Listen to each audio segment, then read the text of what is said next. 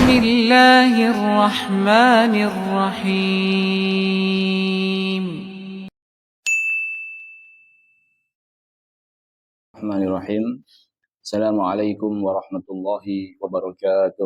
Waalaikumsalam warahmatullahi wabarakatuh. Alhamdulillahi rabbil alamin. Wa usalli wa usallim ala nabiyyina wa habibina Muhammadin wa ala alihi wa sahbihi ajma'in. Amma ba'du. Kaum muslimin dan muslimat rahimani wa rahimakumullahu ta'ala. Pada kesempatan kali ini kita akan kembali melanjutkan membaca hadis yang dihimpun oleh Al-Imam Abdul Ghani Al-Maqdisi rahimahullahu ta'ala di dalam kitab beliau Umdatul Ahkam. An Anas bin Malik radhiyallahu ta'ala anhu, dari Anas bin Malik, semoga Allah ta'ala meridhoinya, qala, ia berkata, Ja'a a'rabiyun, datang seorang Arab Badui. Jadi Arab Badui itu adalah Arab yang mereka tinggalnya di pedalaman. Yang biasanya mereka ini jamaah cenderung sifatnya lebih apa? Lebih keras. Sifatnya tidak sebaik sifat orang-orang yang tidak tinggal di pedalaman. Sehingga kadang mereka bersama Nabi Shallallahu Alaihi Wasallam ini jamaah kurang sopan. Jadi kalau para sahabat manggil Nabi nggak pakai nama, manggilnya ya Rasulullah. Tapi kalau orang Arab Badui manggil Nabi ya langsung apa? Ya Muhammad gitu toh. Makanya suatu hari disebutkan oleh Anas bin Malik bahwasannya Rasulullah SAW pernah berjalan, kemudian dari belakang kerap bajunya ditarik. Setelah ditarik, kemudian Nabi menoleh ke belakang sambil tersenyum. Apa kata dia? Dia mengatakan, ya Muhammad, murli min malillahi alladhi indak. Wahai Muhammad, berikan kepada saya harta yang telah Allah berikan kepadamu. Dan Nabi SAW pun tersenyum, dan Nabi SAW berikan kepadanya harta. Jadi intinya jamaah, di sini yang datang adalah orang Arab Badui, yang mungkin dari sisi sifat mereka lebih keras daripada para sahabat Nabi Shallallahu Alaihi Wasallam. Sebagian riwayat mengatakan orang Arab Badui adalah Al-Aqra. Ada yang mengatakan Uyainah, ada pula yang mengatakan Dzul Huwaisirah. Fabala fi ta'ifatil masjid. Kita lihat jamaah bagaimana perlakuan dari orang Arab Badui ini. Fabala fi ta'ifatil masjid. Dia datang, kemudian dia kencing di pojok masjid. Jadi dia kencingnya di mana? Di dalam masjid, tapi bagian pojok. Melihat hal tersebut, fazajarahun nas. Maka para sahabat Nabi SAW itu berusaha untuk menghentikan. Karena ini kemungkaran. Masa masjid dijadikan tempat apa? Kencing. Karena ini kemungkaran, maka para sahabat Nabi SAW pun berusaha untuk menghentikannya. Namun fanahahumun Nabi SAW. Dilarang sama Nabi SAW. Da'uh, biarkan, kata Nabi SAW. Falamma qada baulahu, setelah selesai kencingnya, amaran Nabi SAW bidzanubin min ma. Nabi SAW perintahkan untuk mendatangkan zanub min ma. Zanub itu artinya adalah seember besar yang berisi air. Ember besar berisi air, fa'uhriqa alaih. Kemudian airnya tersebut ditumpahkan ke bekas kencing orang Arab Badui tersebut. Hadis riwayat Bukhari dan Muslim. Pembahasan kita terkait hadis ini jamaah akan ada 3 pembahasan. Yang pertama adalah membersihkan masjid itu diantara bentuk memakmurkan masjid. Jadi kata para ulama, memakmurkan masjid jamaah itu ada 2 bentuk. Yang pertama adalah memakmurkan dalam artian membangun masjid, membersihkannya, menjadikannya tempat nyaman untuk ibadah. Ini termasuk bentuk memakmurkan masjid. Sehingga Nabi SAW suatu hari, beliau pernah kehilangan sosok wanita yang dia sering membersihkan masjid. Nabi tanya sama para sahabatnya, mana wanita yang sering bersihkan masjid. Kata para sahabat, meninggal dunia wahai Rasul. Jadi para sahabat tidak mengabarkan kepada Rasul karena meninggalnya di malam hari, takut merepotkan Nabi, akhirnya tidak mengabarkan. Kemudian Nabi SAW bertanya kepada para sahabatnya, dulu ni ala qabriha, mana kuburannya? Akhirnya Nabi SAW mendatangi kuburannya, dan Nabi SAW mendoakannya, dan riwayat Nabi SAW mensolatinya. Maka ini menunjukkan bahwasannya perhatian Nabi SAW terhadap orang yang punya perhatian untuk membersihkan masjid. Jadi memakmurkan masjid itu ada dua bentuk. Yang pertama adalah memakmurkan dalam artian membangun, membersihkan dan menjadikannya nyaman. Yang kedua adalah memakmurkan dalam artian memakmurkan dengan sholat di dalamnya, zikir di dalamnya, baca Al-Quran di dalamnya, dan seterusnya. Jadi dua-dua hal ini jamaah sama-sama dianjurkan dan sama-sama masuk dalam firman Allah Ta'ala, innama ya'muru masajidallahi man amana billahi wal yaumil akhir. Sungguhnya yang memakmurkan masjid-masjid Allah hanyalah orang-orang yang beriman kepada Allah dan hari akhir. Ini pembahasan yang pertama, intinya adalah membersihkan masjid termasuk bagian dari apa? Memakmurkan masjid. Pembahasan yang kedua adalah cara membersihkan tanah apabila ada orang yang kencing di tanah tersebut. Jadi dari sini jamaah kita bisa mengambil pelajaran bagaimana sih kalau seandainya ada orang yang kencing di tanah, bagaimana cara membersihkan najisnya. Kok di tanah Ustaz? Ini kan orang Arab Badui kencingnya di masjid. Bagaimana jamaah?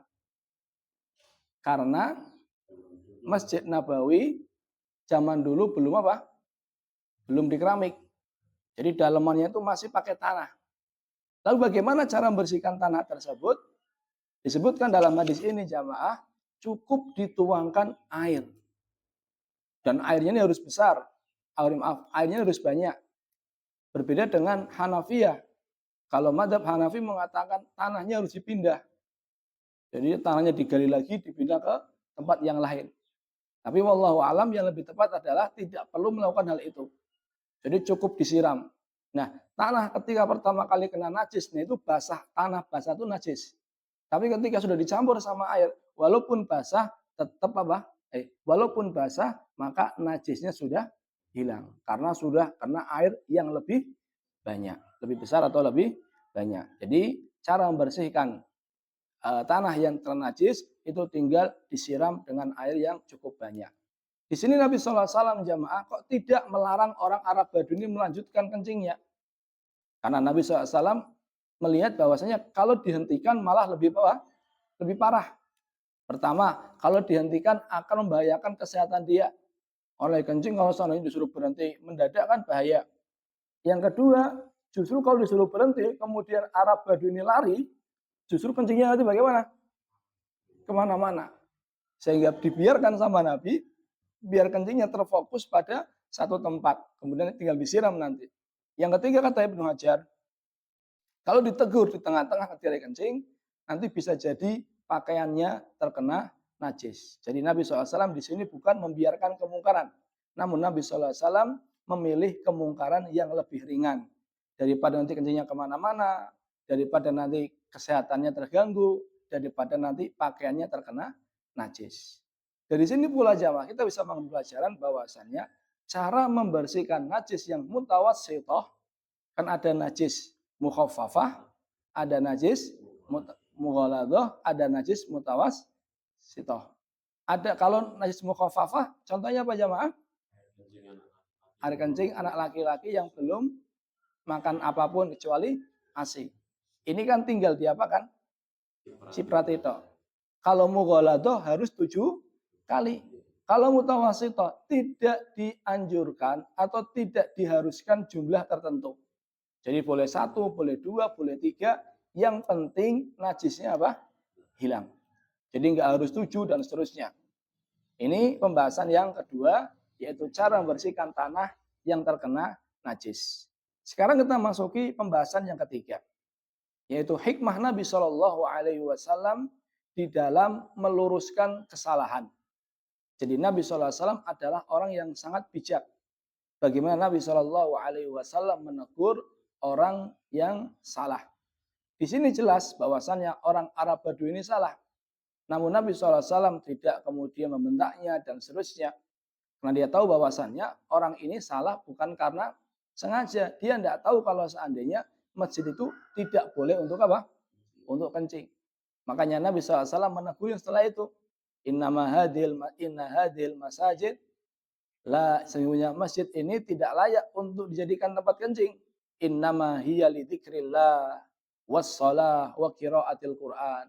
Masjid ini dibangun untuk berzikir kepada Allah, untuk sholat, dan untuk membaca Al-Quran. Jadi orang Arab Badui ini kan, dia tadinya mau dihentikan sama sahabat, tapi Nabi melarang. Setelah itu jamaah, orang Arab Badui ini berdoa. Dia berdoa, Allahumma arhamni Muhammadan, wala tarham ma'ana ahadan. Dia mengatakan, ya Allah rahmatilah diriku dan rahmatilah Muhammad. Dan jangan rahmati selain kita berdua.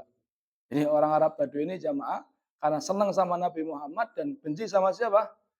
Sahabat-sahabatnya, sehingga doanya sempit. Dia mengatakan, ya Allah rahmatilah saya, rahmatilah Muhammad, dan jangan rahmati kecuali kita berdua.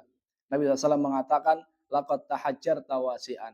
Engkau telah menyempitkan sesuatu yang luas. Artinya rahmat Allah itu banyak, rahmat Allah itu luas. Kenapa harus hanya kita berdua yang dirahmati? Jadi Nabi SAW jamaah ketika menasihati orang yang belum tahu, maka Nabi SAW menasihatinya dengan lemah lembut. Pernah juga Muawiyah ibn Hakam ketika dalam sholat ada yang bersin. Kemudian Muawiyah ibn Hakam mengatakan, yarhamukallah. Ini nggak boleh ketika sholat mengucapkan yarhamukallah. Ketika sholat bersin mengucapin alhamdulillah boleh. Tapi mengucapin yarhamukallah tidak boleh. Sehingga dihentikan sama manusia. Manusia yang sholat pada saat itu jamaah semuanya mereka melihat ke Muawiyah bin Hakam. Ini gimana nih sholat kok malah apa? Bicara. Namun Muawiyah ketika dilihat sama para sahabat justru apa? Dia mengatakan, Masya nukum. Ngapain kalian lihat-lihat? Gitu. Yang tadinya cuma bilang yarhamukallah malah akhirnya lebih parah. Dia mengatakan Masya nukum. Ngapain kalian lihat? Seperti itu. Akhirnya mereka para sahabat memberikan isyarat agar Muawiyah bin Hakam diam, tidak melanjutkan pembicaraan.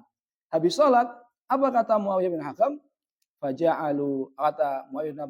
Kata Muawiyah bin Hakam, ma dorobani wala kaharoni wala sabbani.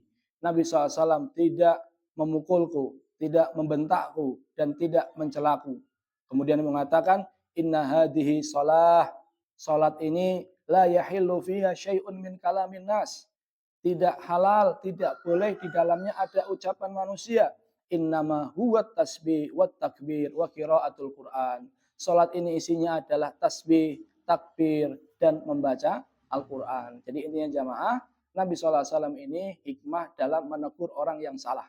Ketika dia tidak tahu, maka ditegur dengan lemah lembut. Namun ketika sudah tahu, namun kok ngeyel, maka Nabi SAW menegurnya dengan apa? Tegas. Seperti dahulu Nabi SAW pernah negus Mu'ad bin Jabal. Mu'ad bin Jabal ini setelah sholat sama Nabi, sholat Isya, dia pulang ke kampungnya menjadi imam lagi.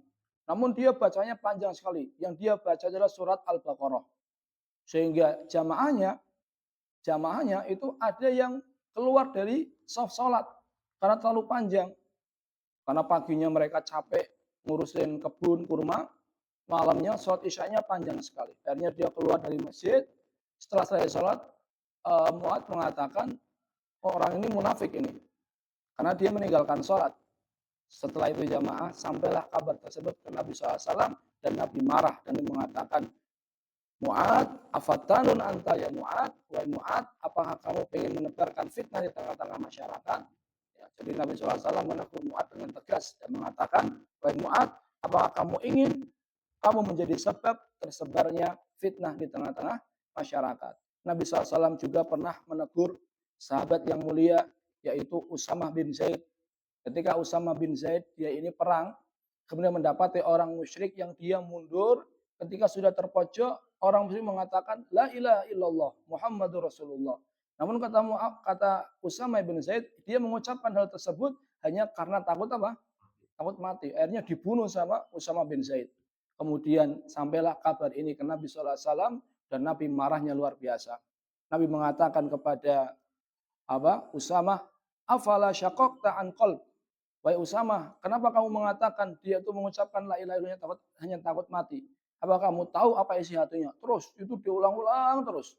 Sampai-sampai Usama mengatakan, hatta waditu anni lam uslim illa yaumi idin. Sampai-sampai saya berharap saya tuh baru masuk Islam hari itu saja. Biar tidak terjadi kejadian ini. Jadi Nabi SAW sangat tegas, sangat marah ketika yang melakukan kesalahan tersebut adalah Usama bin Zaid. Jadi intinya jamaah, Nabi SAW kadang menegur dengan lemah lembut, kadang Nabi SAW menegur dengan tegas sesuai dengan kondisi. Wallahu ta'ala alam bisawab. Namun intinya jamaah dalam pembahasan di sini adalah ketika ada najis di tanah, maka tanahnya tidak perlu diapakan?